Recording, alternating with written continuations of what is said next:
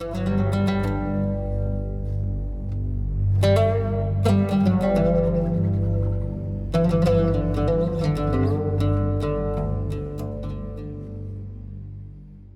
you, Lord, I cry out.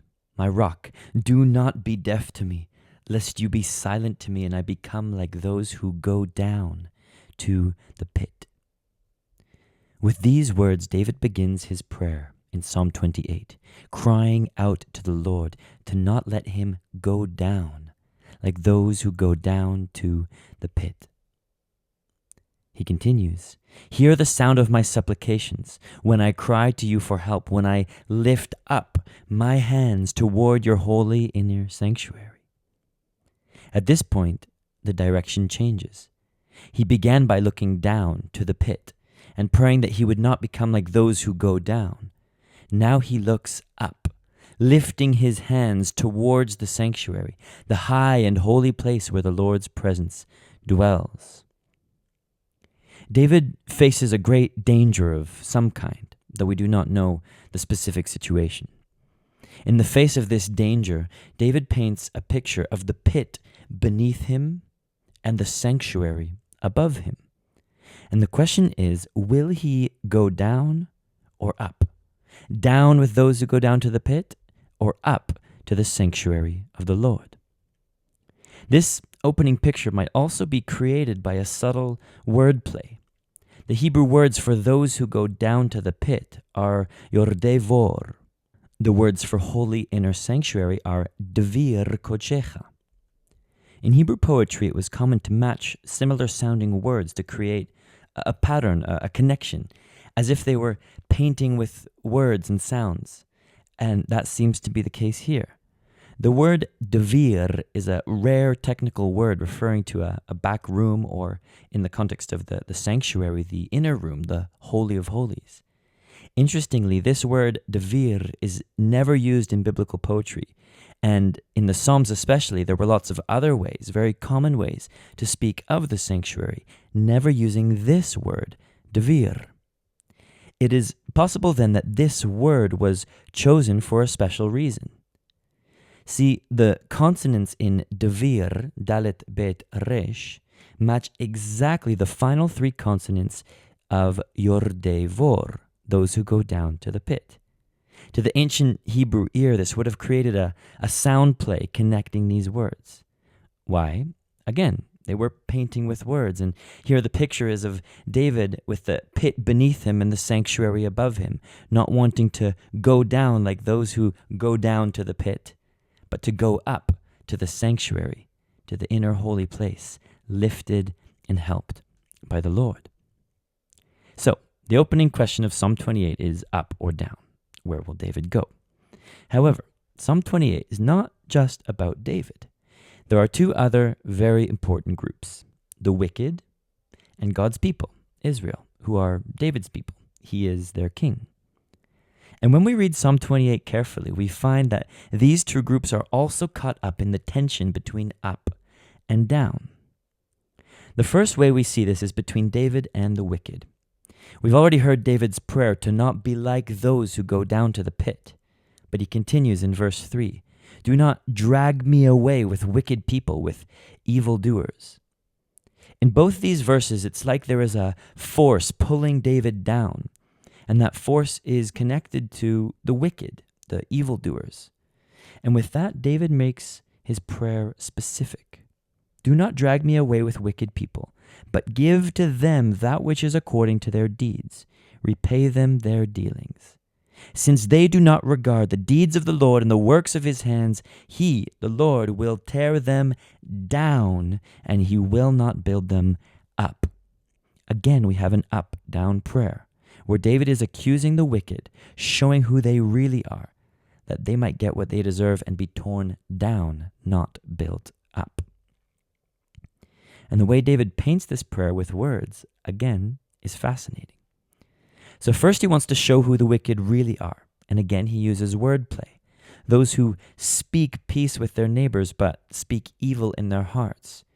Here the word for neighbors, ra'hem, closely matches the word for evil, ra'ah. As David speaks about the duplicity, the hypocrisy of the wicked who externally speak peace but internally speak evil, the matching sounds sharpen this picture. Next, David prays that they would get what they deserve, praying for perfect, balanced justice. The key words are, repay them their dealings. These words are placed exactly at the center of the whole psalm, with 46 words before and 46 words after, a perfect balance of words around a cry for a perfect balance of justice. But there's more. In verse 4, before this center point, we read of their deeds, the deeds of the wicked, and the work of their hands. Then after the center point and the cry for perfect justice, these two words are repeated, but now about the deeds of the Lord and the work of his hands. This creates yet another connection in the painting of perfect justice, poetic justice, as the wicked reap what they sow, and God gives to them according to their deeds. All these uses of repetition patterns, number patterns, and wordplay then build up in one big picture to the final declaration in David's up-down prayer for the wicked. Since they do not regard the deeds of the Lord and the works of his hands, he will tear them down, and he will not build them up. And here again, David hammers home the point with wordplay. The letters and sounds of the words they do not regard, lo yavinu, match almost exactly with the sound of the words he will not build them up, lo yivnem. This poetic connection creates a direct line connecting the foolish ignorance of the wicked and God's response. Perfect justice has been done, and the wicked have received exactly what they deserve. The wicked go down and not up. But David does not go down with the wicked. God lifts him up. Now the psalm doesn't say it in those words, but verse 6, blessed be the Lord, for he has heard the sound of my supplication. These words are an exact repetition of David's opening prayer. Hear the sound of my supplications, when I cry to you for help, when I lift up my hands toward your holy inner sanctuary. David closes the circle here. The wicked go down. The force that pulls David down is gone.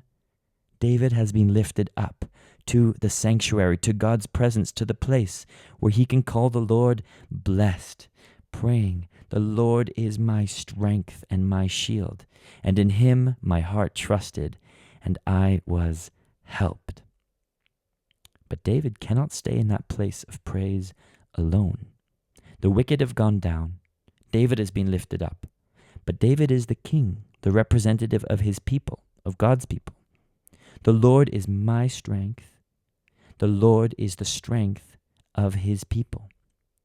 What God is to David, he must also be for his people. His fate is their fate. His victory is a promise of their victory. Every blessing he receives from God is a promised blessing to his people. When he is lifted, so they too will be lifted. And with this, David paints one last word pattern to tie it all together. We've already seen the pattern of hear, heard. But then we have the pattern of blessed, bless. David began by asking for himself, hear, and is then lifted to the place of blessing the Lord. The Lord has heard. And then he turns that into asking for blessing for his people. Hear, heard, blessed, bless.